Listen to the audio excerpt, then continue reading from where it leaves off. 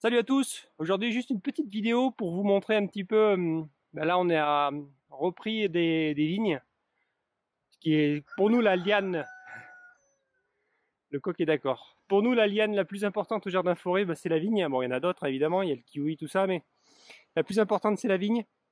Donc on en a repris beaucoup cette année parce qu'on a eu de la perte. Alors je vais vous expliquer pourquoi on a eu de la perte. On a mis directement les vignes en fait en racines nues au pied des arbres.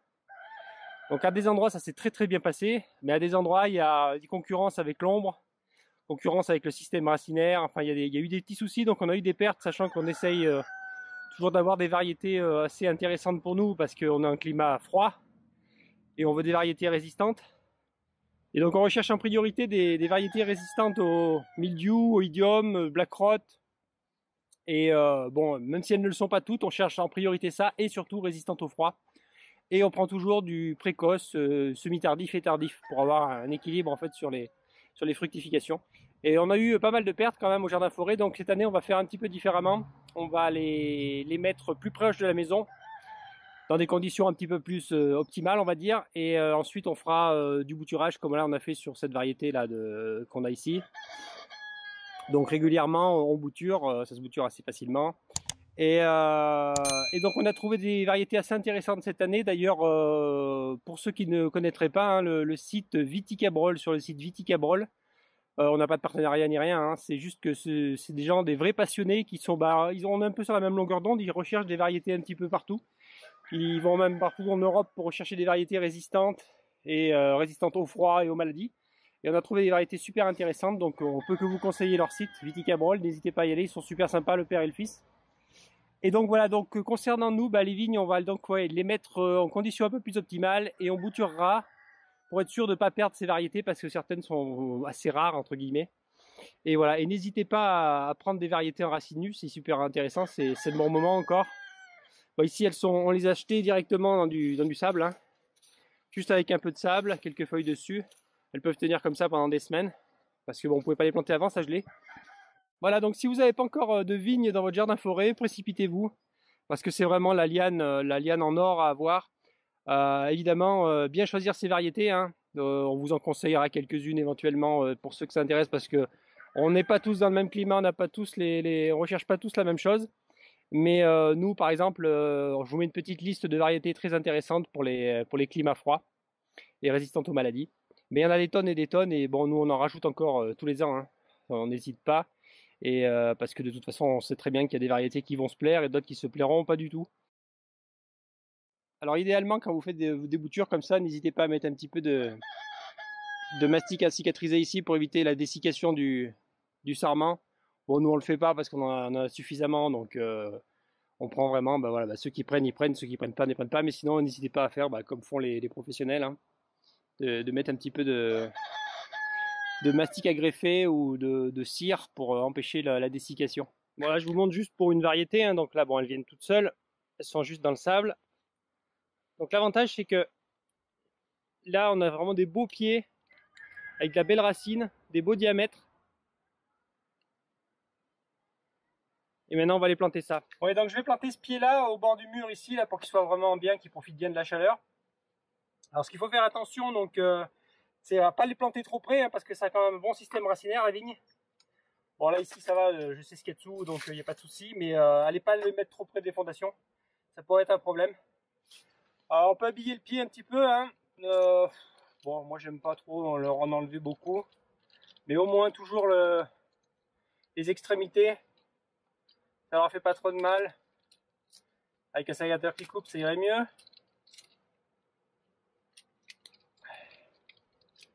Mais voilà. Que les coupes soient à peu près fraîches. Bon, certains en enlèvent vraiment beaucoup, hein, pour avoir un système racinaire encore beaucoup plus fasciculé. Moi, j'aime pas trop personnellement, donc là, je préfère lui en laisser.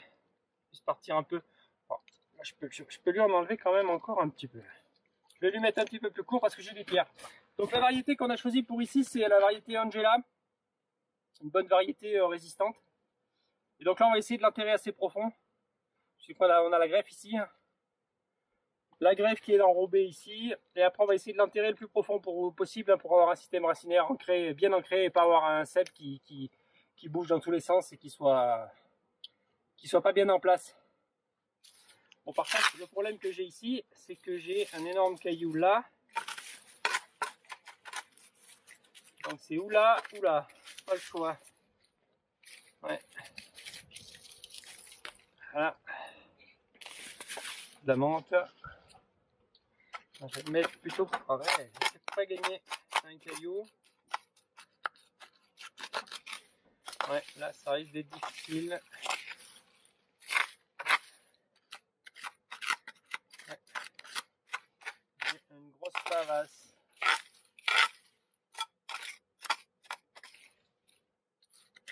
Ouais.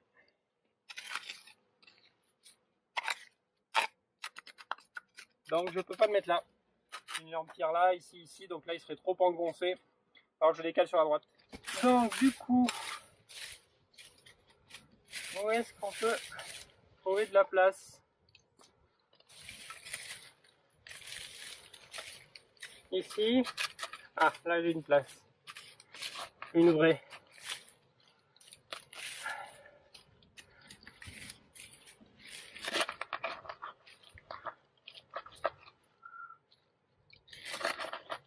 Donc faites bien attention avec les fondations. Moi là il n'y a pas de fondation. Ici après c'est la montagne au fond. Bon, il y a un peu de terre quand même, hein.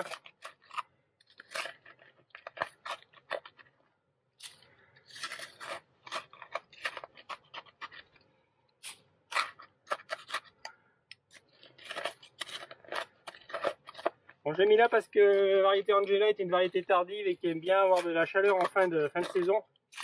Donc avec la chaleur du mur ici, là, ça pourra permettre de faire fructifier pour la fin de saison. Donc voilà, je fais partir mon petit bout de coursonne là-bas. Je vais essayer de le garder s'il part pour aller le faire partir là-bas parce que je vais le faire remonter le long de la porte. Et on va essayer de... Je peux couper encore hein, les racines. Hein.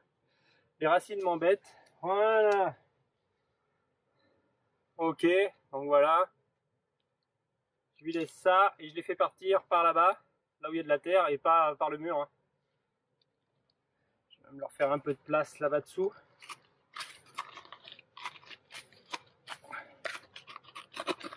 Voilà. Hop. Voilà, et je l'enterre assez profond parce que là j'ai un œil ici. J'aimerais bien qu'il racine. Voilà, je le mets vraiment bas pour que de cet œil-là repartent encore des racines, ce qui me fera un double système racinaire, il sera bien mieux ancré. Tout c'est de le mettre bien à niveau. On va même le mettre un peu plus profond. Il me manque 1 cm ou 2. Voilà, là. Là, on est pas mal. Là, on est pas mal.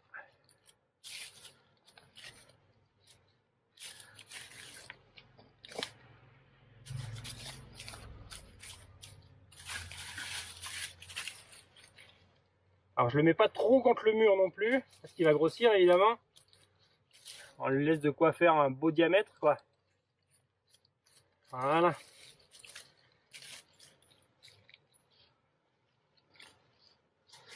Hop, un bon coup de flotte là-dessus.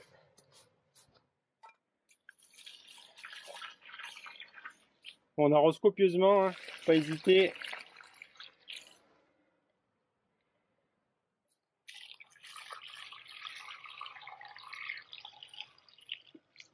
Pour en revenir aux plantations directement au jardin forêt, bon, pour éviter les pertes, et ben, c'est purement pour des raisons économiques, hein, parce que ça revient relativement cher. Hein. On a acheté beaucoup de variétés assez difficiles à trouver. Et donc, c'est vraiment kikinant de les perdre. Comme ça, voilà, dès que je ferai ma taille, quand j'aurai commencé à établir un petit cordon ici, et avec les résidus de taille, les sarments, je pourrais faire des boutures que je pourrais mettre dans le jardin forêt, sans me soucier de ça prend ou ça prend pas, ça fera ce que ça voudra. Mais économiquement, c'est beaucoup plus intéressant. Parce que dans le jardin forêt, se retrouve vite ombragé, il y a des endroits, il y a des concurrences avec les racines, et ça c'est à des endroits bien passés, à d'autres endroits pas bien passés. Puis il y a les essences d'arbres aussi. On a eu des soucis par exemple avec le chêne. Alors est-ce que c'est le chêne en lui-même qui s'entend pas bien avec la vigne? Ben, on n'en sait rien, mais du coup on fait nos expérimentations maintenant avec nos boutures. Comme ça ne nous coûte rien. C'est voilà, c'est la seule solution qu'on ait trouvée pour arriver à avoir toutes les vignes qu'on veut et les tester dans toutes les positions, parce qu'il y en a qui se plaisent plus en haut du jardin-forêt, d'autres en bas, d'autres qui de toute façon seront tardifs, précoces, et avec les microclimats du jardin-forêt, voilà ce que ça donne. On a toujours des petites surprises. Ouais, ici j'ai cet arbre, ce pommier colonnaire qui est mort. Donc je vais y mettre une variété précoce, Lydie là. Bon, du précoce chez nous c'est un petit peu risqué. Voilà le pied, très belle racine. On va l'abiser vite fait. Ce coup-ci j'ai pris un sécateur qui coupe un peu. Ça va changer. On habille un peu le pied. Un beau système racinaire là. Voilà. Donc là, on va être obligé de déplacer les jonquilles. Donc je vais tenter du précoce. Donc chez nous, ouais, évidemment, c'est vraiment pas le bon endroit. Je vais le laisser un peu décoller du mur quand même. Je vais laisser la place. Mais exposé ici, peut-être qu'on va y arriver. Donc comme ça, on aura la variété tardive qui sera de l'autre côté. Et là, la précoce.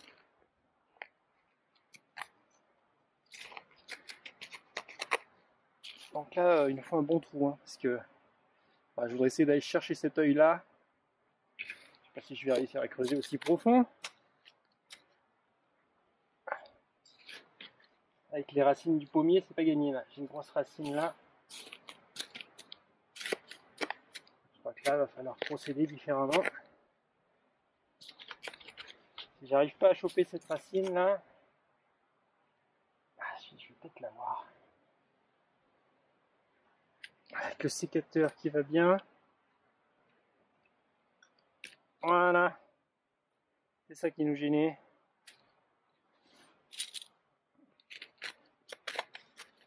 Donc toujours pareil, hein, les racines partent par là-bas, donc voilà, on va pas les faire partir contre le mur. Hein. On va les faire partir là où la terre se trouve.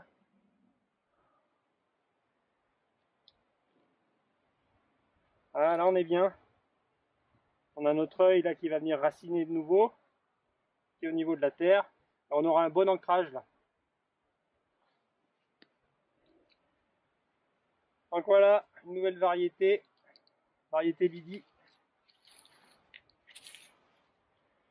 Hop, on en profite pour remettre les jonquilles.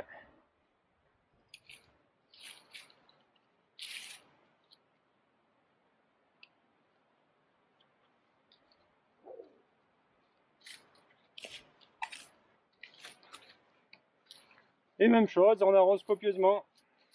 Bon, c'est pas la peine que je vous montre, hein, vous avez compris. Et on en a encore une douzaine à faire.